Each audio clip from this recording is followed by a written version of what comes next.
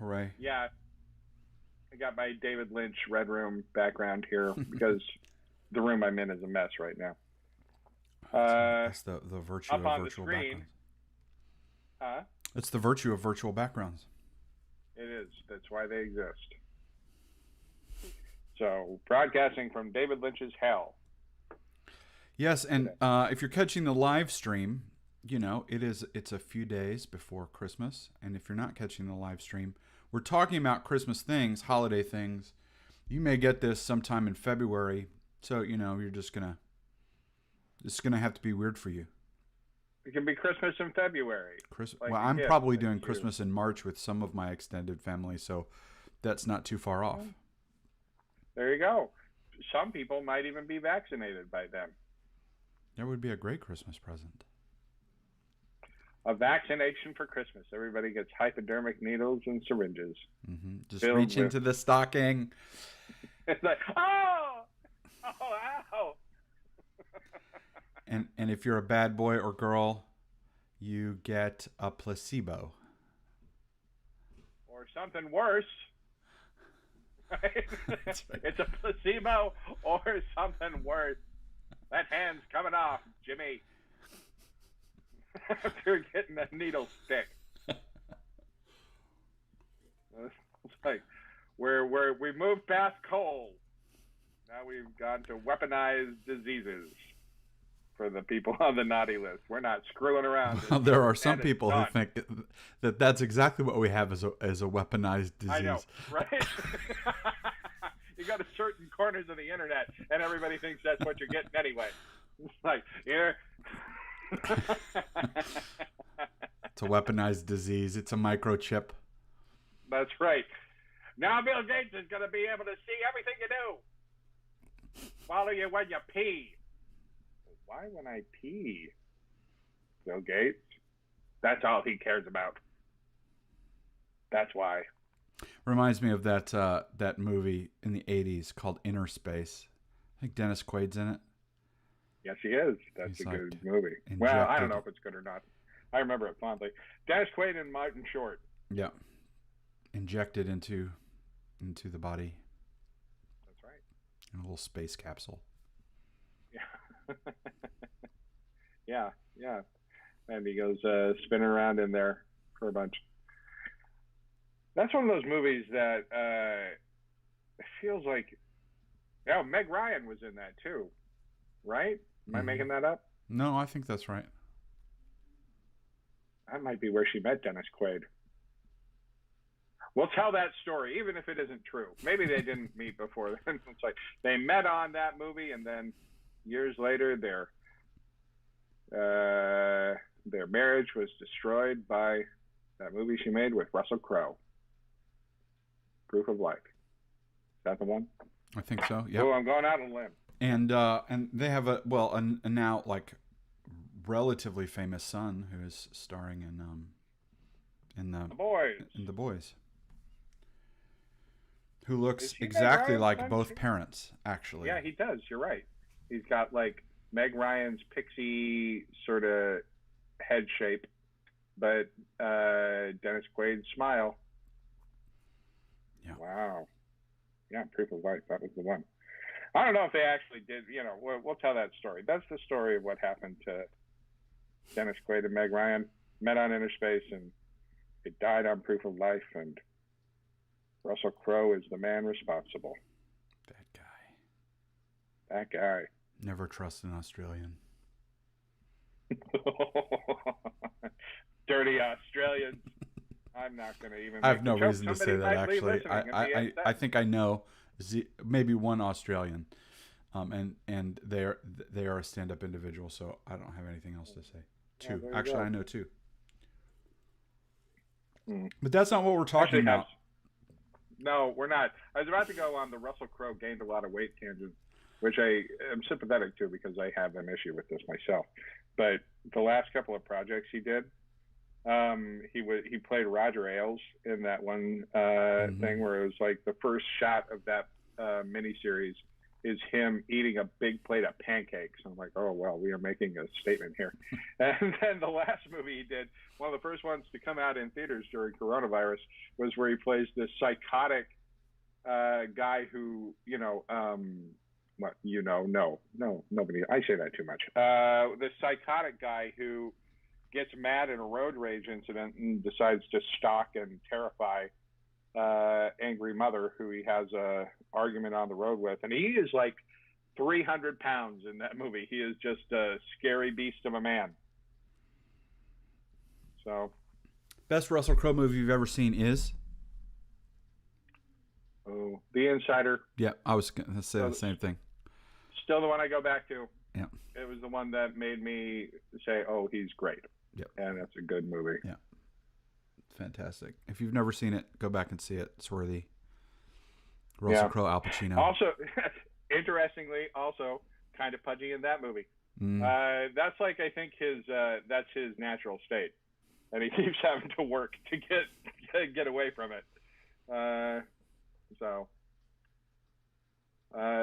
Something that I have in common with Russell Crowe. Good job, Russell Crowe. I do too. As it happens. So hooray! And I have his body hair too covered. So that's right. In this way only. I am exactly like Russell Crowe. All right, let's move on. Okay. What are we talking about? We're talking about winter holiday reading. Like what you will do perhaps over the holiday season. I was actually listening to something yesterday about how the holiday season in Shakespeare's day actually lasted from the Christmas time all the way into February. Like there's Candlemas in like early February, so it's like an almost 2-month season. So I'm saying if you're listening to this in January or February, you're covered, Shakespeare-wise. Yeah. So just, 100%. We're going to talk about what we're reading / experiencing in the holiday season.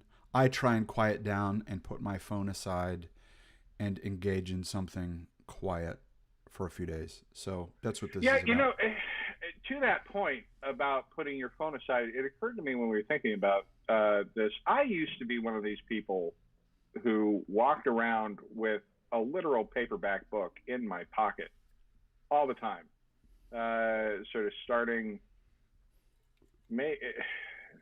in college at least, and going for many years after that, when cargo pants became a thing. I used to have a paperback, mass market paperback rattling around inside one of those cargo pants pockets, and I'd whip it out whenever I was sitting someplace. So people who, say, it's like, oh, phones, they've kept us from interacting with each other and engaging with each other. You used to sit in a room and you had to talk. And it's like, I didn't talk. I pulled out a book. That's what I did. I had a book on me all the time. And I will say this, getting a phone has meant that I don't carry a paperback book with me everywhere that I go anymore. And instead of reading novels as much as I used to, I'm like on Twitter, which doesn't seem like I'm trading up there. Yeah, I have that the Facebook version of that advice. I did a lot of reading when I was younger, in like 5th grade and up. I read a lot of books and found myself. We had a little like book reading competition in 5th grade, and I am very competitive, and so I wanted to win, and so I read a lot of things. Was this the competition where you get a pan pizza at the end of the year? That was one of them, the Book It thing, which is still around, by the way. But this was like a classroom-oriented. You got a little sticker, and then every 5 or 10 books you read, you got a little prize out of a chest or something. I don't know. And I was really interested in being ahead. So I did a lot of reading then. And did you smash the competition? Did you win? I did. And I was really agitated when others were ahead briefly. So I would like go spend the weekend like trying to get through 3 or 4 books. So those other kids in class used to look at you and think, "There's Jeremy. Guy. He can read." Interestingly enough, in the 5th grade, I had eyeglasses exactly like Russell Crowe in The Insider. and I've tried to squirrel away all of those photos because they're like the aviator style. They're not good. It's like straight out of Napoleon Dynamite in not a good way. Uh, yeah, yeah. Well, there you go. So we all have our secrets. I don't know. I'm not sure there's ever been a photo of me that I wasn't horribly embarrassed by in my history. So this is basically what I try to do with every picture that ever gets taken of me. So yeah, I don't read much either. I mean, I've probably in the last 4 years only begun to consider reading something for pleasure. I mean, I read plays for pleasure when I'm directing them or whatever, but like a book, I've only picked some up and actually gotten through them. Like been patient enough to get through them. So, well, you know, let's discuss a little bit. But we do have some actual books to talk about, either that we have been reading recently, or recommend for winter reading. So why don't you go first there? So I'm gonna suggest the King Killer Chronicles. So one of our company members here at Sweet Tea recommended these to me a while ago, and actually Jen Palm, she bought me like a used copy of the first book, which is called The Name of the Wind. It's by Patrick Rothfuss. And so I started that, got through it. I actually started reading it, and then I switched to audiobook. And then I'm in the middle somewhere of the audiobook for the second in the series, which is called The Wise Man's Fear. And I'd say I'm probably about 2/3 of the way through that. And I was listening to it on the treadmill before coronavirus hit and shut everything down, and I have been intending to get back to it, and so I'm going to use my holiday break to finish that book, at least. Well, so tell us what the King Killer Chronicles is about, Jeremy. So, it's a fantasy series. It centers on this character named Quoth. I don't know how to say it. I mean, I know how the audiobook says it. How's the audiobook say it? I think they say Quoth. With a V? Yeah, but it's supposed to sound like Quoth. Like, Quoth the Raven.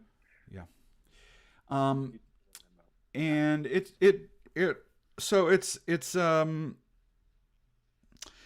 the story of him and his life, but it's like in out of like what is the current time of the book, which Quoth is like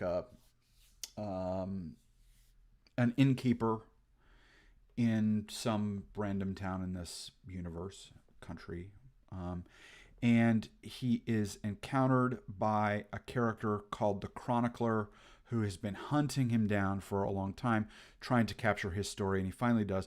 So they're like sitting around a fireplace, and Quoth is sharing the story of his life from the beginning, all the way from the beginning. And so you go back into these memories of his sort of coming of age and going to university. That's the primary action, is when he's at the university. And then, bad things happen. His parents are killed. He comes up in what's essentially a kind of gypsy troupe. I mean, it's modeled after that. They're an acting troupe. They tell stories. They play songs. They learn magic tricks. And his parents are killed as part of that experience by this group called the Chandrian, which is like evil warlock types. The sort of bend of the story is that Quoth wants to exact revenge, but first he's got to find out who the Chandrian are, and it's like this secretive group. And so he goes to university to try and learn more about them. He becomes a magician on the way, essentially, and it's the story of his life, his loves. And it's all told in flashback. Essentially, it's him retelling it as an old person. Yeah. Well, so and, you know he lives. You know he lives, but there's some danger in the real time. The implication may be that the Chandrian have returned in some way in the current moment, and so there's some urgency created in that in the contemporary environment that we still have yet to play out. The first book is really good. I mean, if you're into Game of Thrones and that kind of thing, it's going to scratch that itch for sure. The second book is it's a little different, and it's him outside the university, and he kind of finds his way into the employ of a king or a duke or something, who sends him on some mission to kill some enemies. And all of that's normal. It sort of follows in the same arc. It's just the same narrative.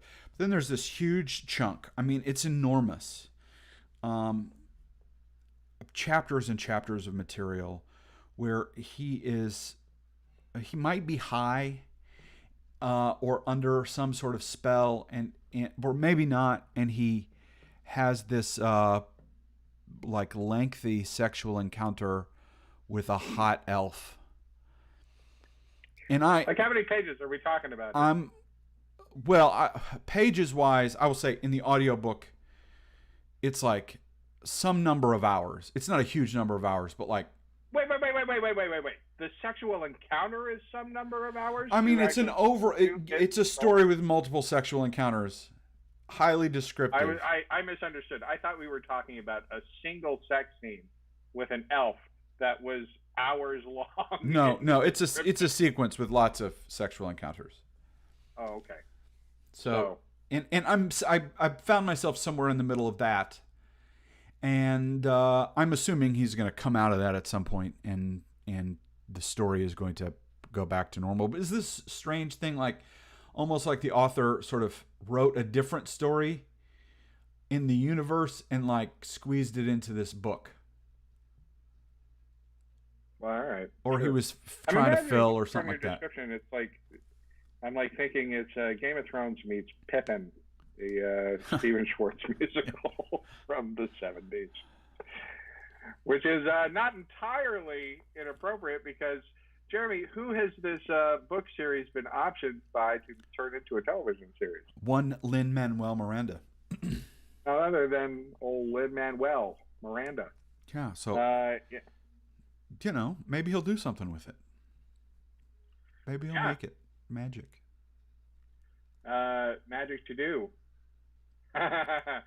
All right. That sounds really interesting. I've been meaning to get to that book series actually for a long time. And he's Rothfuss is another one of these authors who like starts a series and then can't finish it. I think it's supposed to be a three story arc maybe. And he did the first ones in 2007. Are there only 2 books? Only 2. And there's a third one that could be released kind of any old time. He's like pulling a George R.R. Martin. Like, it could be there. We don't know. He's like sitting on it, or maybe he hasn't written a page, or we don't know. Oh, that's hard. What a terrifying thing to have created something popular and then not know how to land it. Well, I do have sympathy for George R.R. Martin because it's now, I think, back on him to get the end of the series right, because the TV show did not do that. So maybe he can rein it back in. Yeah, I don't know. Well, we'll see. It's a scary thing. So I actually have a couple of things to talk about. One is really a recommendation of the last novel that I read that I will throw out to the world. And then there's what I actually read recently, which I don't know if I recommend, but might be interesting to talk about. So the book that I would point people to is a book by author Neil Stevenson, who is a science fiction author, broadly speaking, though he sometimes goes in, well, does what might be called historical fiction, I suppose, but at least in one, or well, in a few novels and one of contemporary fiction that, well, anyway, whatever. He became famous initially for having written a book called Snow Crash, which is sort of generally considered to be one of the classics of the cyberpunk genre. But you know, it has in the last, I don't know, more than like 20 years or so, or the better part of 20 years anyway, has been working on a loosely interconnected series of books that aren't really a series, but that have characters and events and a history in common. And the most recent of those is this book called Dodge in Hell. Well, no, that's the Dodge in Hell is the tagline. Yeah. The title of the book is Fall, and it is patterned on Fall, Dodge in Hell, and it's sort of a sequel to a book that he had written a few years ago called not Read Me, but Read Thee, as if it was Read Me, interposed. And that book is itself connected to a series of books called the Baroque Cycle, which is this historical fiction about Isaac Newton and an associate of his and other characters that take place over many decades in the 1700s, and then that's also connected to a book called Cryptonomicon, which is about hackers in a somewhat modern day context, and also World War II and the creation of computers. So you get some sense of the scope of this guy's work. Anyway, Fall is all these books. Well, the Baroque Cycle needs to be read together, but all these can kind of be read discreetly with no apparent connection to each other. And they all occupy this same sort of sci-fi world that he has created. His books are big; they're like weighty tomes in many ways, and Stevenson can be a challenging author in some ways because he gets very sort of a part of his style is that it's sort of this maximal description of things often, but to humorous effect. I think he's a very funny writer, and also prescient and interesting. Anyway, this book starts basically in modern day with this character who's a massive multiplayer online game designer, who he actually introduced in this previous book that I mentioned, but you don't need to know anything about it. And early on dies in the book and has his consciousness uploaded essentially in this very new technology that allows that to happen. And it's about his sort of reawakening in an electronic space, and essentially creating a world around him like he's God. And then you have, for various reasons, a fall like the fall of man. It takes a lot of imagery from Milton. And so that is all told parallel to the continued life of his family members and people connected to him on the outside world, which ends up being a big fight over the technology that, his technology, which is wrapped up in this sort of life extension thing too, and the fights that come with that. And it has interesting things to say about society and politics, and also, fun allusions to biblical and Miltonian narratives about good and evil and religion and whatnot. I really heartily recommend it. It's really interesting, and Stevenson, again, very fun writer, if he can get over the hump, which some people can't, and I don't blame him necessarily. But it's great, and what you come to find out, is that some of those other books that I mentioned are also connected into this world too. I mean, it is weird. Stevenson's been playing with this. He's not the only author who does this, but playing with this interconnected sort of universe idea. But he doesn't really lampshade it or headline it that much. You know what I mean? It's like this low-key interconnected series of novels. Stephen King famously does the same thing with his books, that they all take place in the same world. And in fact, that became really explicit over time, with the Dark Tower series being the sort of linchpin of that. Stevenson's a lot more low-key in terms of the way that he broadcasts that. I mean, this is a direct sequel to, or it's not even a direct sequel. The thing, it's like the closest thing to a direct sequel he's ever written, outside of the Baroque Cycle, which again was like one work that he split up into 3 giant novels. But but this is continuing the story of specific characters who he introduced in a previous book in a way that's a little unusual. But then he weaves in these other elements of other worlds that he's created too. Anyway, check it out. It's good.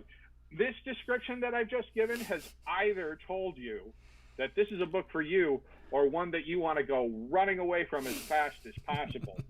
And, your instincts are probably good one way or the other there.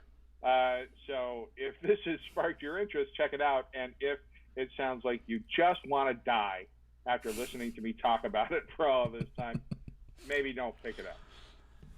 Fair enough. Yeah, I'm in addition to reading, I'm a podcast listener, so I've taken to a great podcast it's been around, I don't know, a year maybe. It's called The Old Gods of Appalachia. It's a horror anthology podcast with a very Southern Gothic feel. And it's got, witches and werewolves and things of that nature, and it's everybody dies. It's one of those, it's lots of death. I like that title. That's but great. and it's all takes place broadly in the same universe, but sometimes they diverge and sort of chase rabbits for a few episodes and come back. But it's I've been having fun with it, and I also actually, Old Gods introduced me to another podcast that I've gotten into. That's another serial fiction. It's sort of post-apocalyptic. It's called The Oyster. And it's but there's like a culling that takes place. There's a climate challenge on Earth, and so they build a underground thing, and only 50% of the population can stay. So there's a call, and then it sort of follows the scientists who are leading the effort about creating a new Eden and all kinds of stuff. It's really, really good. And the great thing about it is it's like 3D audio, so it's all environmental, and they've done a lot of cool audio production. So you feel like you're in it when you listen. So I'm having fun with that one too. Oh, that sounds really cool. We'll have to check those out. That sounds like something I would definitely be interested in. Malthusian fiction about our dying world in which our resources are short and people must be culled. It's a popular theme in fiction these days, even understandably so. Yeah. Like the world is dying. Oh, that hits a little too close to home. The first episode of The Oyster is highly emotionally charged.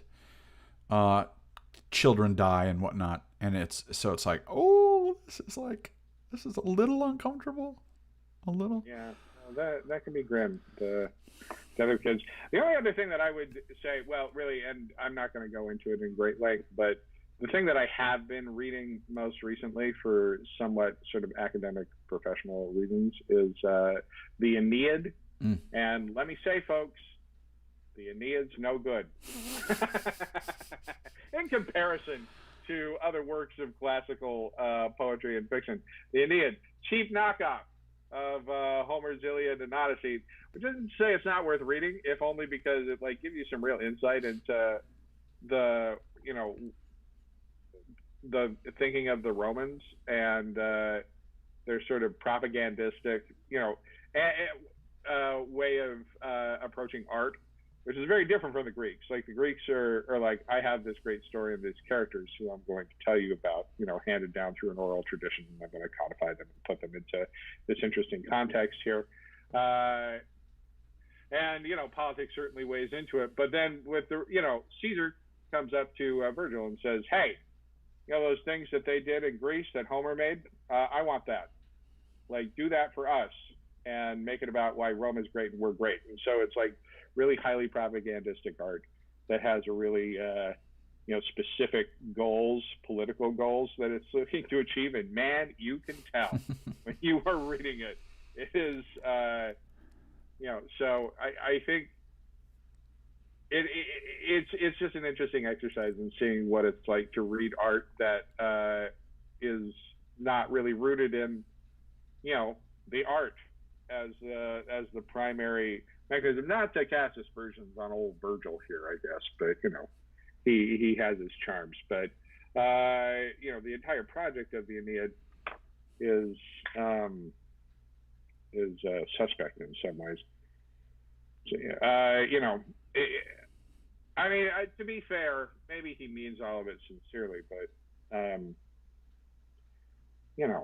it's just interesting to see somebody. It's on the historical record that he was asked to say, "Hey, do that thing that they did." Which is interesting when you think about Shakespeare, right? Because is that different from what he was doing with his history plays? I don't know. I think it is. I think Shakespeare, was a butts and seats kind of guy, looking to entertain first. Yeah, and move first, I would say. Move people if you can't. That's a way to get butts and seats. But, all right. Well, you've heard us. Your cultural experts here have weighed in on how you should spend your holiday break. Well, not entirely, and that's what we're moving ahead to talk about our favorite Christmas movies. Yeah, and if you're listening to this in February when this drops the podcast, go back and watch these movies anyway. Keep Christmas in your heart all the year long by watching Christmas movies. What do you have to recommend, Jeremy? So I have 3 Christmas movies that I will recommend. And I feel like I should write about these anyway. I am drawn to Christmas themes in movies. I am not particularly drawn to Christmas movies. The last Christmas movie I watched was a couple nights ago. I watched the Jingle Jangle. What is that? On Netflix with Forrest Whitaker and Felicia Rashad. And it was charming, But the Christmas movies / I should say Advent movies, and those of you out there who know the difference know what I'm talking about. But there are actually 2 Christmas seasons. One is like the anticipation of Christmas, and then one's Christmas. And I just want to say out there, it does get me a little angry. The Christmas starts on Christmas Day, and that is when the 12 days begin. And here's what I want to say. So the local Chick-fil-A is doing the 12 days of Christmas, and they give out something every day. They started, whatever not. Tomorrow's the 7th day of Christmas, and they're giving out chicken biscuits. And yesterday was the 5th day of Christmas, and they were giving out spicy chicken fillet sandwiches. And the day before was mac and cheese side and whatever. But they are wrong. Is this a song? Can you hear this song someplace? No. They were giving they didn't sing the song with it. It was just like the email says on the 5th day of Christmas, and the manager of this local restaurant, his name's Bob Bangs. He's sort of a minor Fayetteville celebrity on the north side. Anyway, he provides you whatever the thing is, and so you go over there, they've got this whole structure set up. They've got Christmas lights everywhere, which they've never done because they're trying to, you know, make us feel good after the shit show of 2020. But anyway, you can't go into the restaurant. They're being very responsible, but there are 2 drive-throughs. They're tented. They've got, I don't know, easily a half a dozen people working outside on like tablets and stuff. Anyway, you go and you get your spicy chicken sandwich and you move right along. Anyway, I just wanted to say to Bob Bangs and Chick-fil-A, you're very wrong. Christmas and its 12 days does not start until December 25th. And anyone who tells you otherwise is a clueless moron. Are we talking about movies right now? We are supposed to be talking about movies right now. Anyway, there are 2 kinds of Christmas seasons. Advent is one. That's the one we're in now. It's the anticipation, and then you have Christmas itself. And so I have actually mostly Advent movies, if I'm going to be honest. Okay, yeah. I have 3. All right, well, Advent it up. These are the 3 best Advent/Christmas movies that I know. Here they are, in no particular order. Children of Men, I think it's 2006, starring Clive Owen, Julianne Moore, who is native to Fayetteville, North Carolina, actually. She's one of our famous exports.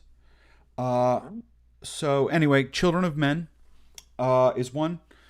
Fences is another. Fences is I know it mostly as a play, but it did like 3 years ago come out as a movie with Denzel Washington and Viola Davis.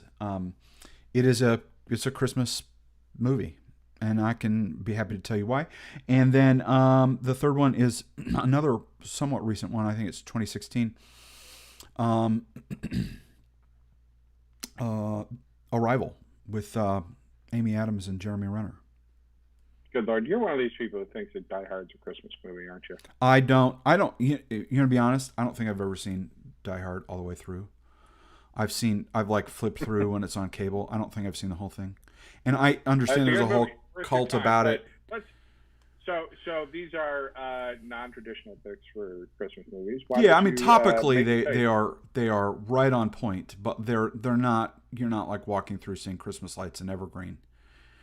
Thematically, Christmas. Yes, and so I just want to. So first of all, I should tell. I mean, okay. Well, so all right, Children of Men, I can see a strong argument for.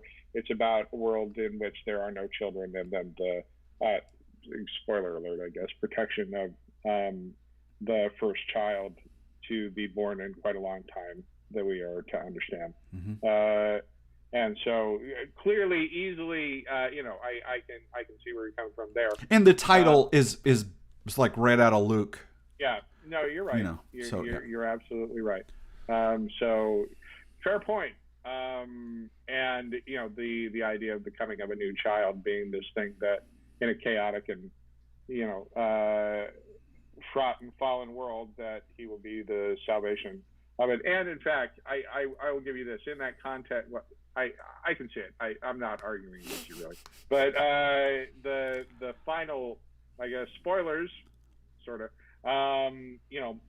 big moment of that film, does have this very sort of, which is, it's a very violent sort of action film through much of it, has this profoundly sort of spiritual valence to it, when after this horrendous battle, the baby newly born, like literally humbles and puts in awe all of these people who just moments before had been fighting with each other. And so, in that respect, I think really does get at a sort of, thematically and with all that, the idea of, say, Christ's birth, right? Like it carries that kind of weight. And all right, fair enough. Yeah, so that's one. It's one of my favorites movies. Period. Second one is Fences. I mean, for me, topically, I worked on Fences a few years ago here at Fayetteville State, and I don't think I'd read it before, and it sort of shocked me at the time, like how sort of Christmassy it is, or he's August Wilson, the writer, is playing that game, and he's doing it on a superficial level with name drops, things like rose is a sort of another. It's like a poetic term that we apply to the Virgin Mary sometimes, and we apply to Jesus sometimes. But also there's a character named Gabriel who comes in, and he's like wearing a trumpet around his neck, and he's playing it, and he's also making sort of proclamations about the future to a certain degree. Troy, the main character, is sort of larger than life figure. I sort of see him more as a Moses than anyone in the Christmas story, except that he's a carpenter. His whole thing is he's an amateur carpenter, but the whole thing, the title of the play is about the fence he's building. That's the physical thing that's happening, and symbolically there are other fences being built and all of that. But there's a birth that takes place over the course of that play. Troy, like Moses, dies, but the child sort of grows up, and you see some of that promise being yielded about the future, Anyway, so I figure it is a little bit of a Christmas play topically. And the third one is Arrival, which I think is absolutely a Mary and Joseph and the angels story. Ooh, that's a fascinating reading on that. Yeah. Well, it has a virgin birth, I think, or it sort of creates space for a virgin birth. Well, I mean, metaphorically speaking, I suppose. Yeah. It's so Amy Adams figures sort of as a sort of Mary figure, and Jeremy Renner sort of figures as a Joseph figure. And they're like scientists engaged in this alien encounter, and the whole play really is about language and transmission. For me, it's about the human beings trying to learn the language of these alien beings that have arrived, and it's really that part of the movie is about transmission and communication and all that kind of stuff is its own package, and you could sort of deal with it on its own terms. Emotional. I mean, again, it's hard to talk about without completely ruining the movie if you haven't seen it. But the thing at the center of that, that gives us this particular resonance with the sort of Christmas story, and also the story of Jesus, like as a person in relationship to his mother, is that's very, very interesting. You could write a whole thing on that, man. There's like a paper to be written. Yeah, I might someday. It blew me away when I saw it, and since then I've sort of just gravitated towards it. It probably has to do with the time of year I saw it. I think it came out in November 2016. So yeah, it was a holiday movie, for sure. No, that's wow, that is a really cool reading of that film. And yeah, you're right. It's so striking to me. All of your Christmas movie choices here are really rooted in I mean, they're such sad movies. Like all of them. Yeah, well, that's part of the. So I'm sharing about my personal life. I'm being vulnerable. My father was a pastor when I was growing up, and so I swam in the sort of theological soup quite a bit. So I sort of look for that stuff and find it in places where it doesn't exist, to be honest with you. But I think it does exist in those three. And for me, the Christmas story happens. In order to understand it, you have to understand that there's a bit of an apocalypse happening. And in the original text, I mean, that's the sort of Roman Empire encroaching. That's a lot of violence. It's destruction of the temple. That's Herod slaughtering the children, the Hebrew children. It's a lot of that stuff, and out of that apocalyptic soup emerges this Messiah figure. And so when I'm thinking about Christmas movies, I'm thinking about that, the end of the world happening, and then some spark of hope coming out of that. Well, I'm going to be thuddingly obvious here in terms of what I would talk about here, but actually it's not entirely unrelated. And so this is going to be really a pedestrian thing, but on the other hand, I also don't think enough people actually watch this movie, which is It's a Wonderful Life. Mm.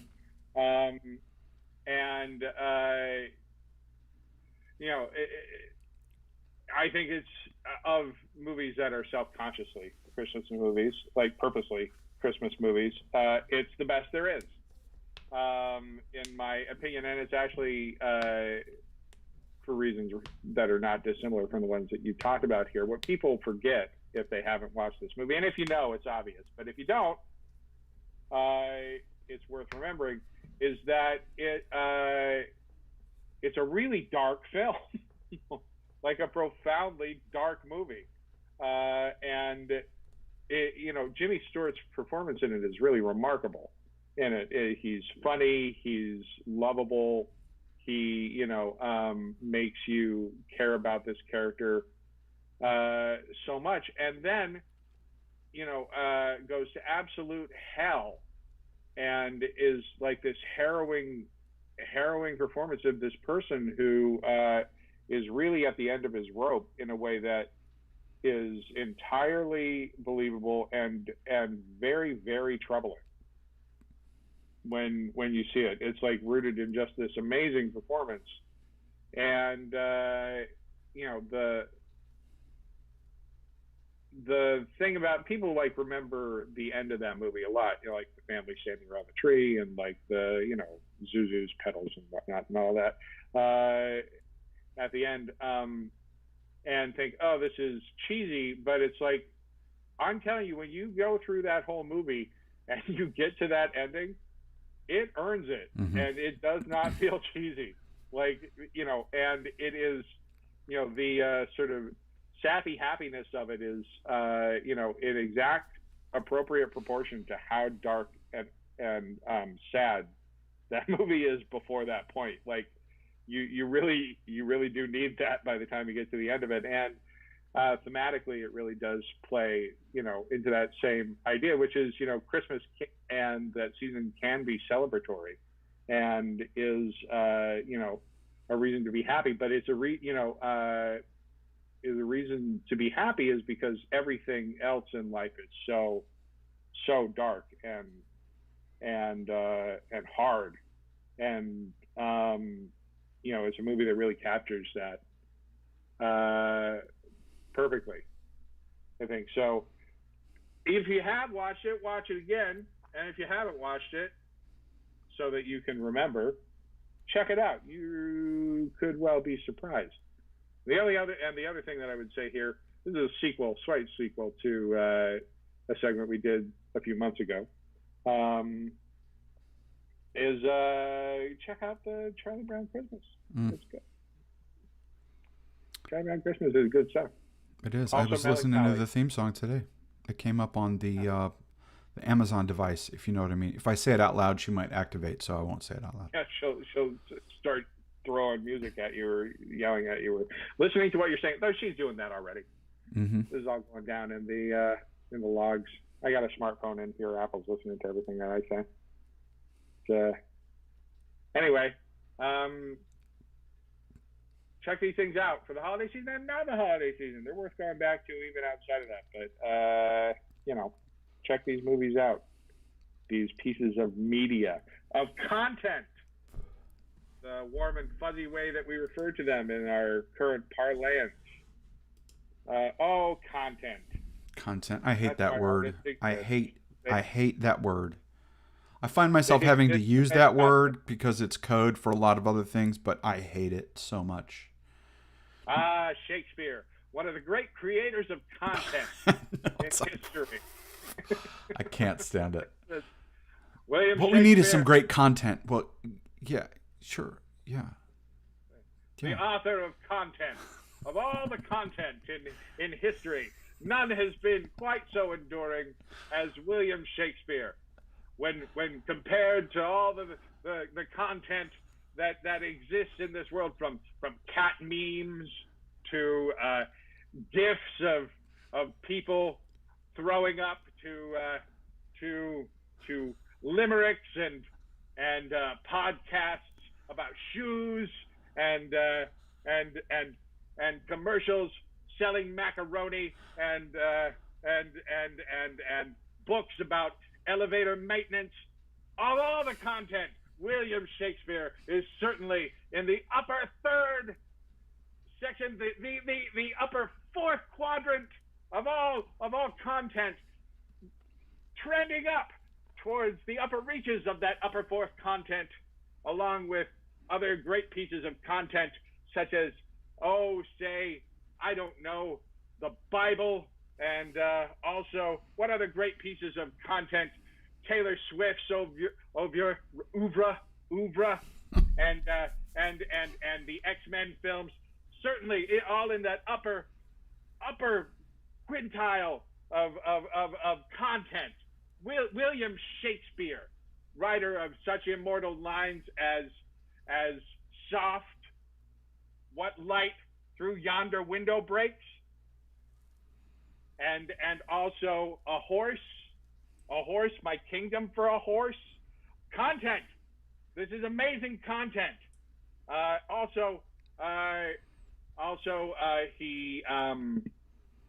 He maybe wasn't even a real person. Maybe he wasn't even William Shakespeare, by the way. Do you know about this? Maybe he was maybe he was the Queen of England. Maybe he was the Queen of England. Yeah. And that's a discussion for a different day. Yeah, anyway, someday we'll come back to that, and I will tell you the true tall tale of my experience with the Oxfordians. We have talked about it a little bit. We have talked about it. There's more. More came. Including what I believe to be credit card fraud committed by one of the Oxfordians. No. On a Sweet Tea Shakespeare account. I can't prove it, but it is a highly circumstantial case. There's a lot of date alignment and all kinds of other things. Anyway.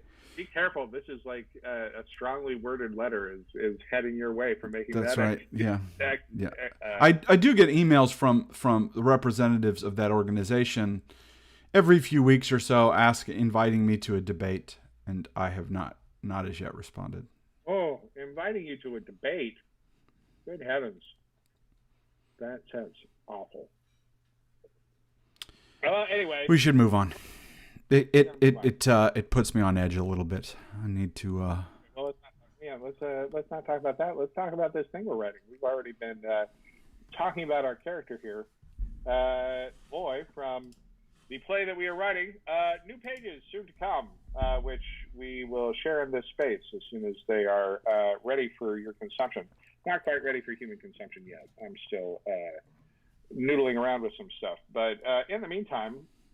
Let's discuss our character. For those of you who've been following along, we are discussing the character of the boy in a play that Jeremy and I are writing, a sequel to one of the great pieces of content written by William Shakespeare, the Henry IV plays and Henry V. Yeah, this is like our Shakespeare fanfic for right. The great content that is. So diminishing what we call it. Our Shakespeare fanfic, in which if we were really committed to the fanfic aspect of it, really the boy would be about to consummate an affair with Henry in the later versions of this that would go under the slash fic sort of heading. But I don't think we're going in that direction. Not yet, anyway. Yeah, who could say we broached a new idea here potentially, but we'll see where that lands. Anyway, doing the NaNoWriMo character worksheet with regard to our character John Falstaff Jr., the boy who becomes the man over the course of this story, and we're really kind of getting into, so as we've been moving through these questions, we're beginning to sort of circle into the same ideas a lot, or these cover a similar area that bring us to the same place. I don't know if that's bad or good, but picking up with number 21 on this list, things that embarrass him or her. We've kind of touched on this quite a bit, but you know, what embarrasses him, I think, as a person who, once he finds out the truth about who his parents are, is who his parents are, right? Which is to say, John Falstaff and the prostitute doll Tearsheet. Right? Yeah, and I would also say that I mean, this and the next question, which is things that embarrass him or her. I mean, I don't mean to subvert the NaNoWriMo questionnaire makers, but those are the same things in my view. Well, you can be upset by things that don't embarrass you. I think that the fact that we see them as such really tells us something about who this character is, right? Mm-hmm. I mean, he could be upset by people singing badly. That would have nothing to do with what embarrasses him. You know what I mean? Yeah, I mean, I keep coming back to the same answer on some of these, which is that as you think about the DNA of this person and both the nature and the nurture is what I should say, and the father figures that the boy has in Jack Falstaff and in Hal, the things that upset him or him would be the things that upset Hal and Falstaff, which is generally speaking every goddamn thing you can think of. I mean, I think both of those characters just run hot. They're reactive. Jack Falstaff has an ease to it, but there's a temper that's sort of underneath it. Hal, I just see as like a reactive, abusive personality early on until he just somewhat matures into a, tyrannical figure. Or he he learns how to hide it a little bit better. Yeah, channel it is how I would say it. Yeah. But I think both of those things are going on, so we see that temper about a lot of things. An empty. In Falstaff's case, he gets in a rage about sort of being mistreated slightly. There's like someone's out of his version of decorum, or the fact that his tankard is empty, or there's not another bottle of sack on the way. Like, those are the things he rages about. So I think there's a version of that for Boy. Maybe not about alcohol, but maybe about other things like short heat, short fuse is what I mean. Yeah, I mean, it's funny too, because sliding into that next question, what embarrasses him? I think that he is perhaps embarrassed by by those impulses within him, though. Yeah. Right. When that aspect of himself sort of comes out, I do think he finds it embarrassing, because his early sort of training and conditioning as a child was to be very service oriented. And I think that really does sort of conflict with the received kind of teaching of both his actual father and his surrogate father and Henry eventually.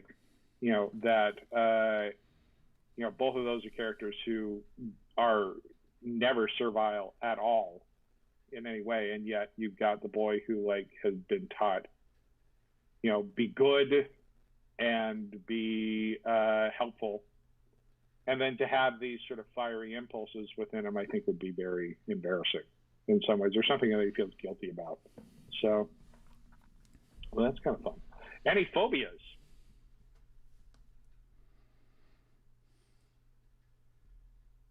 Phobia, I guess, in this case, would be an oversized or somewhat irrational fear, even to things that you're supposed to. Well, I mean,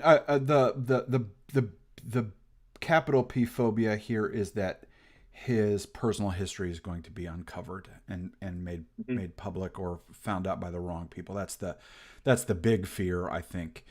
Right. I don't know that we fleshed out, there might be little things. and goes back to the sort of service position that he's in. I sort of read. I mean, this may be going back to Gosford Park and Downton Abbey, but the juice of those service characters in those pieces comes from getting the decorum wrong, getting the behavior wrong, like the it's not a phobia exactly, but like if the knight's tabard isn't adjusted just so, and he goes out in public, there will be, there's an embarrassment about that sort of protocol kind of thing that I think could be fun to play with. Right. I think that's right. It plays into that same thing that we were been talking about here, the idea of not being correct, of not behaving appropriately, is something that he's overly anxious or concerned with, right? Yeah. No, I think that makes good sense. Things that make him or her happy. So if I'm thinking about the foundational issues here, his primary the thing that I guess the negative driver, the motivator that is not necessarily a positive in his life, is his feeling of disconnection, right? He doesn't know who his parents are. He is detached from that world, and then when he knows who they are, he feels detached from them in some way. So there's a version of that that's also true for his not living in the world that he's brought up in, because he's not an authentic member of it, right? He's brought up in the world of the court and the peerage, but he's not a true member of it. He's illegitimate, and so the things that make him happy are the opposite of those things. When he feels connected, when he feels that he's a member of an authentic relationship, when he feels like he belongs. So the answer that I would head to is like the Boar's Head community is his family at first, and I think you probably make an argument that the English army is that community later on, and then Henry Hal is that community as you get deeper and deeper. Yeah, I mean, those are the communities that he's lived in, or that he lives in the original text, and that we're going to be putting him into in our imagined future for him. They're all imagined, but in the original plays, you get the sense that he's content. He's he doesn't seem to have a very sort of fraught existence. I think you're right. I think he is happy, sort of unselfconsciously so, in the Boar's Head, and certainly moving through the beginning of Henry V. He has warm, uncomplicated feelings towards Jack Falstaff when he knows he's not his father, and toward the Boar's Head community, he seems he seems happy. It's only when he finds out, his particular relationship to all of these people, that it suddenly becomes more fraught and upsetting to him. And weirdly speaking, like the fact that he did find such sort of happiness, in that community. I think that's the place where he's felt like the most sort of uncomplicated happiness will unfortunately sort of fuel those same sort of anxieties and concerns later. It's like, why is it that I was so at home among these people and in this place? Well, I know why. And so there is this sort of imposter syndrome that I think is going to dog him throughout his life in court afterwards. So that's fun. Even his happiness is a cudgel against his happiness. It's like, not making this guy, we're giving him some problems. His family described, good Lord, that's a well, interesting. Well, we've done this. I think we've answered this question. That's the project. That is the project, right? So, and actually, I think 26 question 26, his deepest, darkest secret, is also this same thing. Yeah, it's like who his family is. And I think 27, reason he has kept this secret for so long, we've also answered. So we've all, this is the crux of the play. Yeah, I think so those of you sort of tuning in at home, there are 3 questions right in a row on this NaNoWriMo questionnaire. One is 25 is describe the family. We've done that. 26 is describe the deepest, darkest secret. And 27 is the reason he or she kept this secret for so long. And so we've talked that out. But just to recap, his family is he's the obviously illegitimate child of Daltersheet and John Falstaff.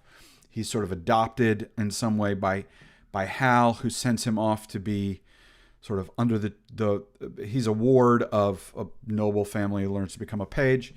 And that secret, his parentage, is what is kept. Is the secret of the play, essentially. The secret, and the reason it's kept for so long is he doesn't know, right? Yeah, that's right.